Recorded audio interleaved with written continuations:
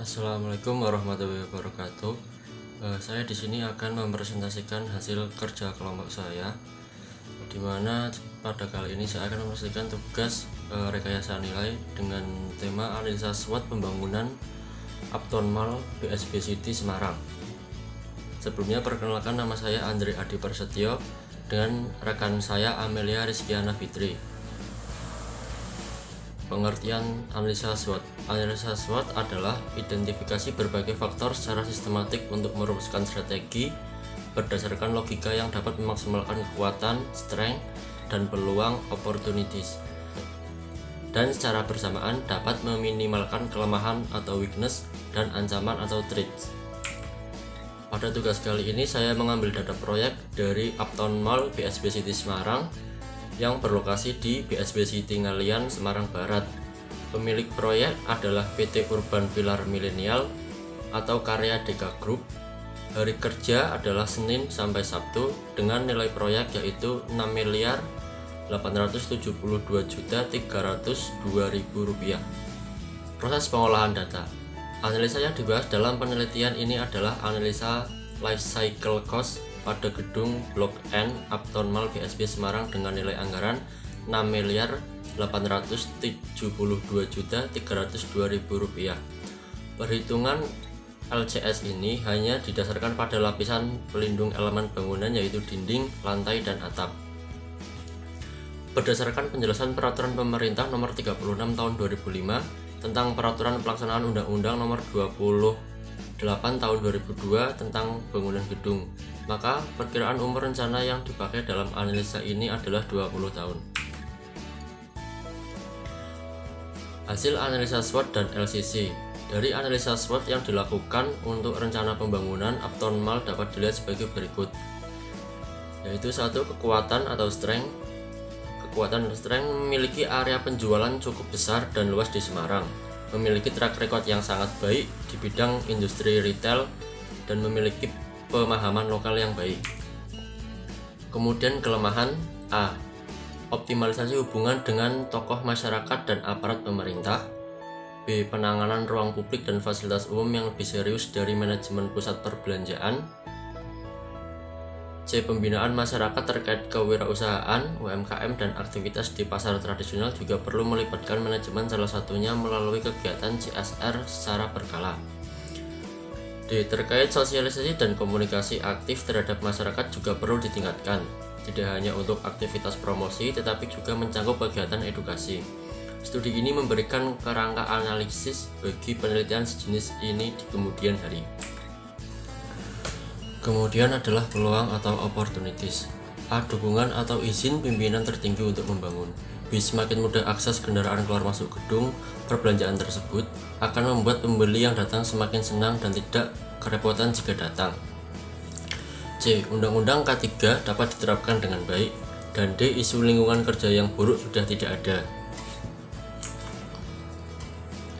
Kemudian ada ancaman atau threats. Ancaman yang pertama adalah tentang peraturan pembebasan lahan.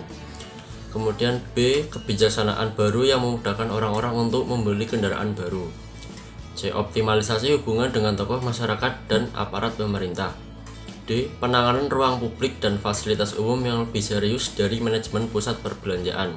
E. Pembinaan masyarakat terkait kewirausahaan, UMKM, dan aktivitas di pasar tradisional juga perlu melibatkan manajemen, salah satunya melalui kegiatan CSR secara berkala. F. Terkait sosialisasi dan komunikasi aktif terhadap masyarakat juga perlu ditingkatkan, tidak hanya untuk aktivitas promosi tetapi juga mencakup kegiatan edukasi. Studi ini bisa memberikan kerangka analisis bagi penelitian sejenis ini di kemudian hari.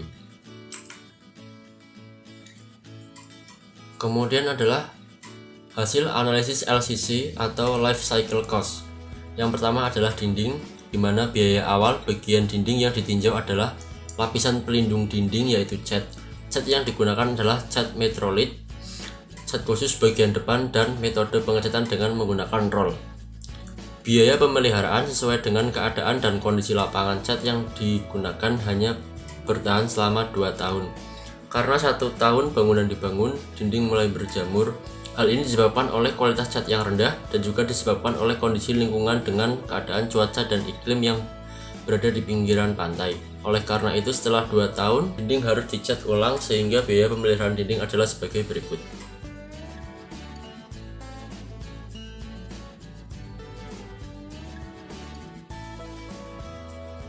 Kemudian ada lantai. Dengan biaya awal, pada pembangunan rukun ini digunakan lantai keramik sebagai penutup lantai dan semen sebagai perekat.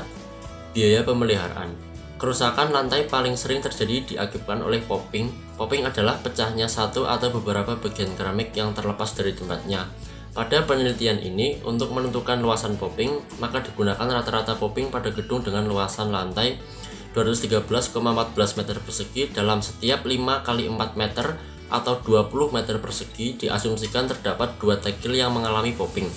Maka luasan popping yang terjadi pada lantai gedung adalah 1918 meter persegi. Terjadinya popping pada lantai selama umur rencana bangunan yaitu 20 tahun adalah sebanyak 5 kali, sehingga biaya pemeliharaan untuk lantai yakni sebagai berikut.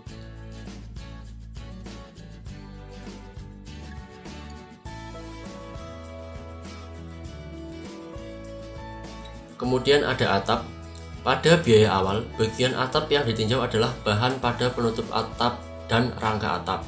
Penutup atap pada rukun ini memakai genteng dan rangka atap dari kayu.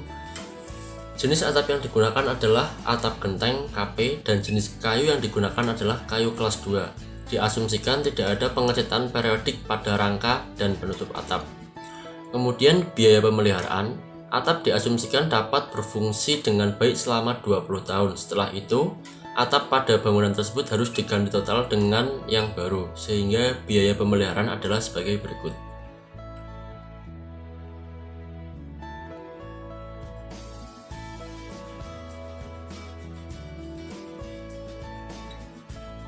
Dan berikut adalah rincian aktual dari kegiatan di atas.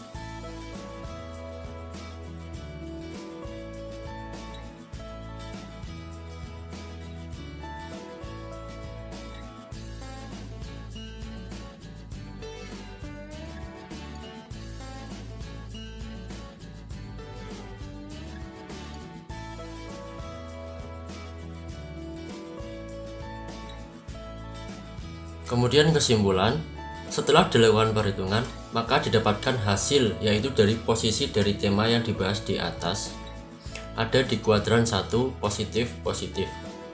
Posisi ini menandakan bahwa kekuatan yang ada dapat digunakan untuk memanfaatkan peluang yang ada. Dari hasil pembahasan LCC atau Life Cycle Cost dapat diambil kesimpulan sebagai berikut. Dengan menggunakan dasar perhitungan Life Cycle Cost pada proyek pembangunan Uptown Mall BSB City Semarang, untuk item pekerjaan dinding, lantai, serta atap, maka didapat total biaya sebesar Rp1.722.634.337,71. Berdasarkan hasil perhitungan Life Cycle Cost LCC, proyek pembangunan Uptown Mall BSB City Semarang untuk item pekerjaan dinding, lantai, dan atap, maka hasil rinciannya terlampir pada slide sebelumnya. Kemudian saran, dalam menentukan biaya perencanaan dengan Life Cycle Cost atau LCC, maka dapat dilakukan penelitian lebih lanjut untuk keseluruhan item, terutama item-item pekerjaan yang memiliki pengaruh terbesar di dalam kesatuan suatu proyek. Demikian adalah penjabaran dari tugas kelompok kami. Saya mewakili kelompok kami mengucapkan sekian dan terima kasih, dan mohon maaf apabila ada kesalahan dalam bertutur kata. Wassalamualaikum warahmatullahi wabarakatuh.